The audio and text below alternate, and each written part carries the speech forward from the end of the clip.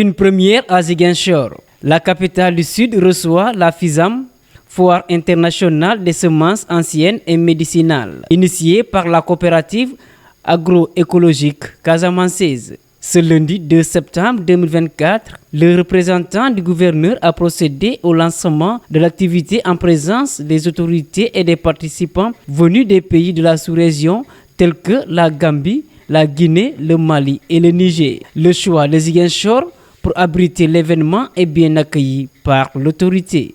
C'est avec joie que nous avons accueilli l'initiative de la COPAC qui a invité un certain nombre d'acteurs, dont des acteurs au niveau de la sous-région.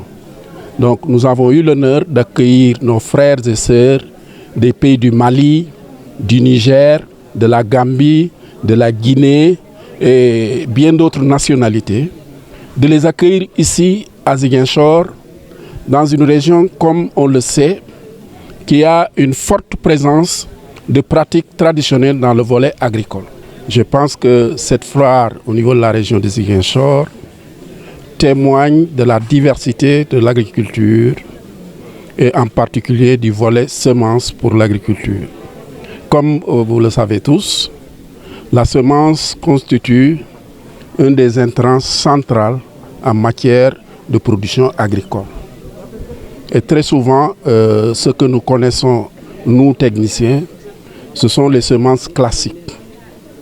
Mais avec le temps, nous nous rendons compte que, en fait, dans le cadre de la diversité, nous avons, de par les pratiques anciennes, des semences qui ont des valeurs et qui peuvent apporter beaucoup à l'agriculture, surtout dans un contexte de souveraineté alimentaire. L'objectif de la FISAM est de restaurer les semences disparues. On a initié la FISAM pour deux choses: restaurer les semences disparues et ensuite il faut vraiment sauvegarder ce patrimoine génétique en voie de disparition. Parce que nous avons compris que la semence, elle est culturelle, elle est culturelle et elle est culturelle.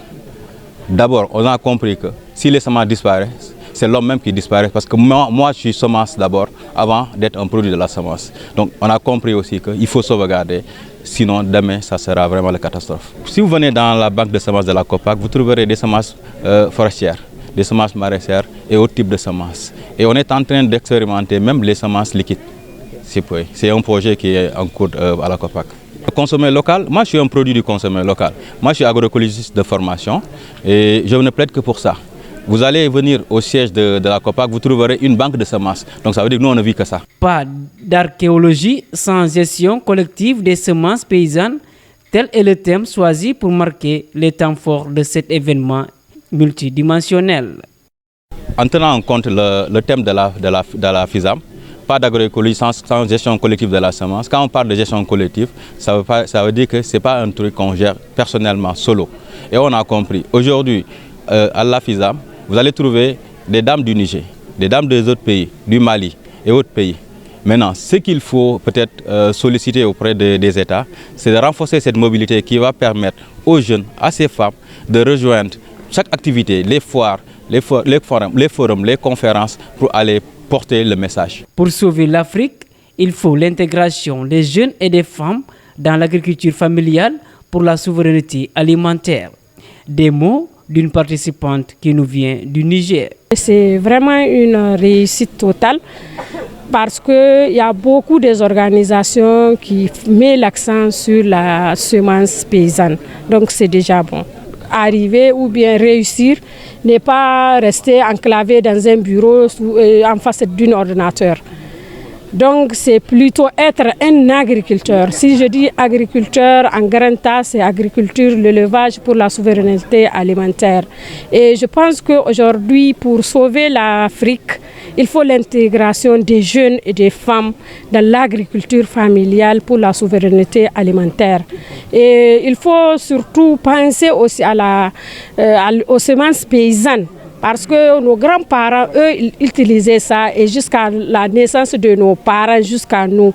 Mais maintenant, il y a les Occidentaux qui ont mis des virus dans nos têtes. On enseigne ça à l'école ou bien on parle dans les télévisions, les semences génétiquement modifiées. Alors que moi, je ne crois pas. Je crois seulement à la souveraineté alimentaire qui peut venir des semences paysannes et qui peut venir de l'agroécologie paysanne.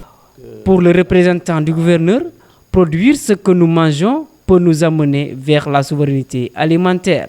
Évidemment, les stratégies sont en train d'être mises en place par les autorités qui, comme vous le savez, dès leur installation, ont eu comme credo la souveraineté nationale en matière de production agricole.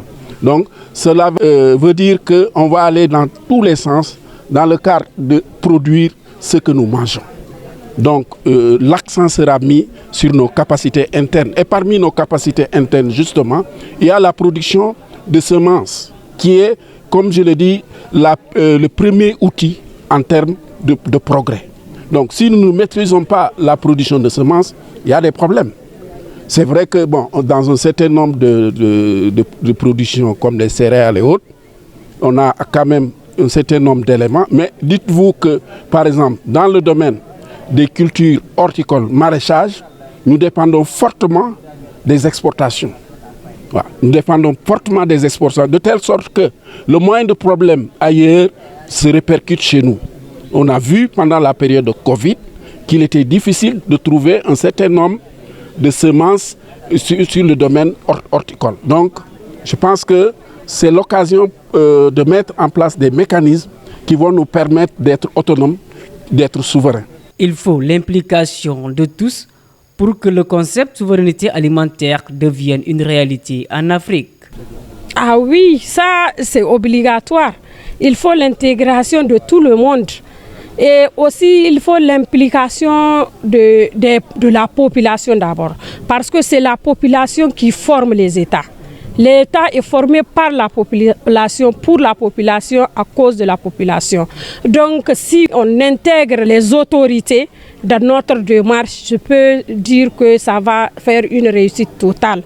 Donc, cela veut dire qu'ensemble, nous pouvons aller à la souveraineté alimentaire, Inch'Allah. Cette première édition de la Foire internationale des semences anciennes et médicinales, organisée par COPAC, nous interpelle tous sur la question, à savoir quelle politique pour nos États africains afin d'atteindre la souveraineté alimentaire.